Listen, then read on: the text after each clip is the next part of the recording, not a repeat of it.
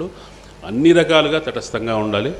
వాళ్ళ మాటల్ని అంటే ప్రభుత్వాన్ని ఒక మాటని, మావోయిస్టులు ఒక మాటని అటువంటి బ్యాలెన్సింగ్ కాదు.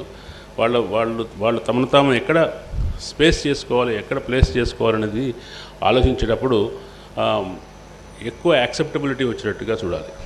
యాక్సెప్టబిలిటీ శత్రువుల నుంచో ప్రత్యర్థుల నుంచో శాంతి ఉండకూడదు అనుకునే వాళ్ళ నుంచి యాక్సెప్టబిలిటీ కాదు.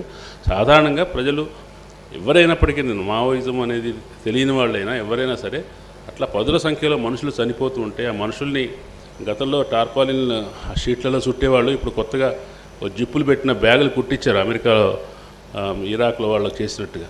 అటువంటి ఆ బ్యాగుల్లో వస్తున్న మృతదేహాలను చూసినప్పుడు ప్రతి ఒక్కళ్ళకి ఎంతో కొంత ఇట్లా జరగకుండా ఉంటే బాగుండు అని ఉంటుంది కదా.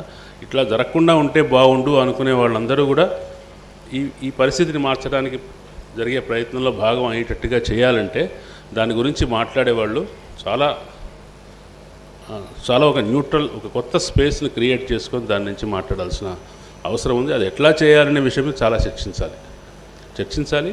ఏం జరుగుతోంది, ఎట్లా వాళ్ళు అన్యాయం అవుతున్నారు, వాళ్ళ భారత ప్రభుత్వం, భారత రాజ్యాంగం రక్షించవలసినటువంటి ఆదివాసులు అరణ్యాలు ఎట్లా పోతున్నాయి, రేపు పొద్దున ఏం కాబోతున్నాయి అనే విషయంలో ఆదివాసుల్ని ప్రథమమైన స్టేక్ హోల్డర్స్గా స్పందించవలసిన వాళ్ళగా చేసి వాళ్ళను సంబోధించాలని, ఇతర ప్రజా సమాజాలని, సమూహాలన్నింటినీ కూడా దానికి తగ్గ చైతన్యం అందించడం ద్వారా ఈ ప్రయత్నాన్ని మరింత బలపరచవచ్చని నేను అనుకుంటున్నాను. ఇది మనలో మనం మాట్లాడుకున్నంత వరకు ఎంత పెద్దగా జరుగుతుంది అనుకోవటం అది కరెక్ట్ కాదేమో. దీన్ని నెక్స్ట్ స్టెప్లోకి తీసుకురావాలంటే దీంట్లో గాంధీయన్స్ దగ్గర నుంచి ఎవరైనా కావచ్చు, మామూలు